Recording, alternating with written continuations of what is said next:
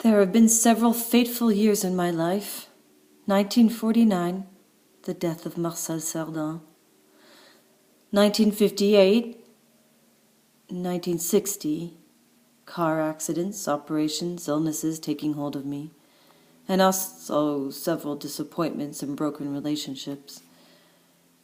At times of misfortune or death, friends fade away, all except the true ones. One day, not long ago, I had to make a selection from among all those people who had gravitated around me for so long and still do, a rigorous selection to prevent myself suffering too much from the ingratitude of some of them. I put them out of my mind and out of my life. Yet I need friends around me, as many as possible. Without them I feel unsteady.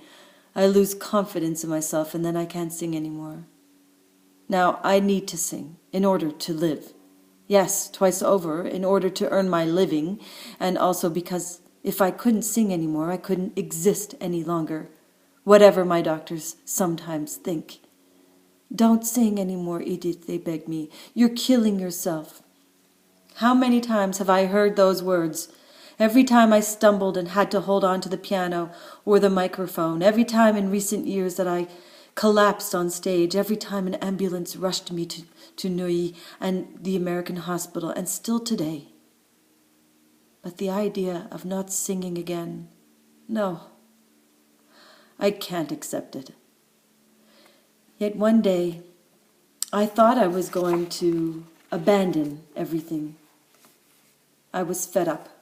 I was frightened, so frightened of being finished, of never finding my voice again. I spent whole days lying prostrate on my bed, waiting for my strength to return, waiting for the strength I needed in order to sing. I had reached such a state of weakness that I could no longer lift the telephone receiver to my ear. As soon as I sat down, the room with the furniture and the objects in it began to spin like a crazy roundabout. I felt hollow. My voice would crack as soon as I tried to sing a few bars. Even my laugh, my famous challenging laugh, was no more than a pitiful snigger. Friendship saved me, but the friendship of an unknown woman. I was all alone in my apartment. I felt that everyone had forgotten me. Then the doorbell rang. I no longer remember how I had the strength to cross the drawing room and the hall and stand by the door to the landing. I opened the door myself. A young girl held out to me a bunch of violets. She was so nervous that she did not recognize me. "For Madame Edith Piaf," she murmured. Then she ran away. I breathed in the scent of the little fresh flowers, and I began to tremble. My eyes were blinded with tears. Sobs choked me. All at once I needed to sing. Yes, to sing for all my unknown friends, for my public, all those people who applaud me even before I've opened my mouth. These are my best friends, because those who will weep most sincerely when they follow me to the cemetery, if I haven't disappointed them before then. I don't want to disappoint them. I never wanted to do so. Often, to avoid disappointing them, I've even agreed to stake my entire health unconditionally. I've overcome my worst moments of despair, and how I hated myself those evenings when, through my own fault, because I was taking drugs or because I drank too much, I failed to give them the drug they wanted, my songs. I had to sing. It's always been stronger than me, stronger than reason or caution. Sometimes I look at old newspapers. I see pictures of myself being carried away in my impresario's arms, supported by my secretary, collapsing on a bed, pale, disheveled, beaten. And the captions under these pictures: "Festival interrupted. Piaf taken ill on stage. Piaf exhausted. Relapse. Piaf's life in danger. She is dying. Removed to hospital urgently. Another blood transfusion. Piaf is killing herself by going on stage." And I remember all the battles I've conducted against illness and death, hard struggles which I've had to conduct myself despite the friends at my bedside. But I was rewarded for my endurance. Only a few days later, I could read other headlines. Piaf sang all the same. Piaf's appearance on stage, was it a miracle? Yes, but also what a marvelous example of love, joie de vivre, courage. She'll sing on to the end. This little scrap of a woman, she's courage personified. It's true that I've always wanted to have courage. They say that it's a masculine quality, but I believe that it's women who cope best when things are going badly.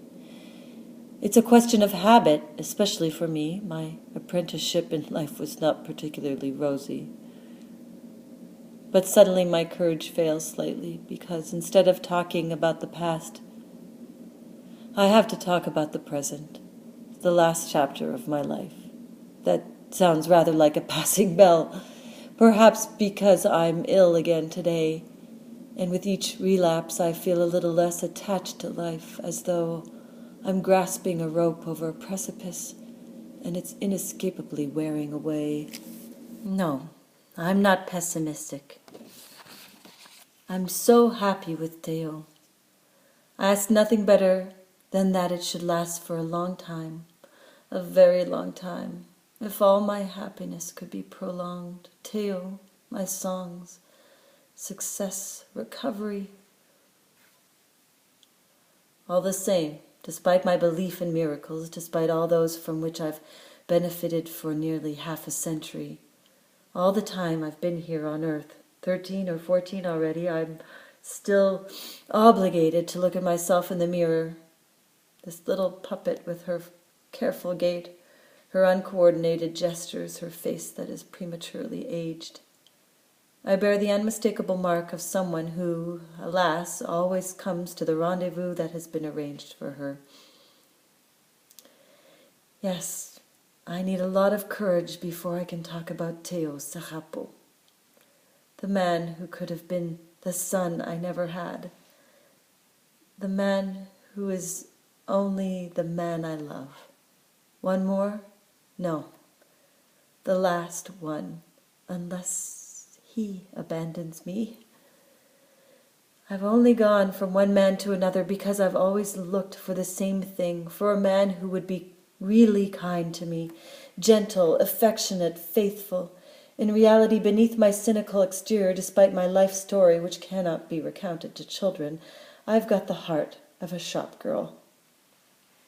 But the day when I found that man, when he asked me to be his wife, when I had to say yes, I needed even more courage than I had needed to surmount everything else, poverty, illness, and, worst of all, the ceaseless, pointless malevolence of envious people.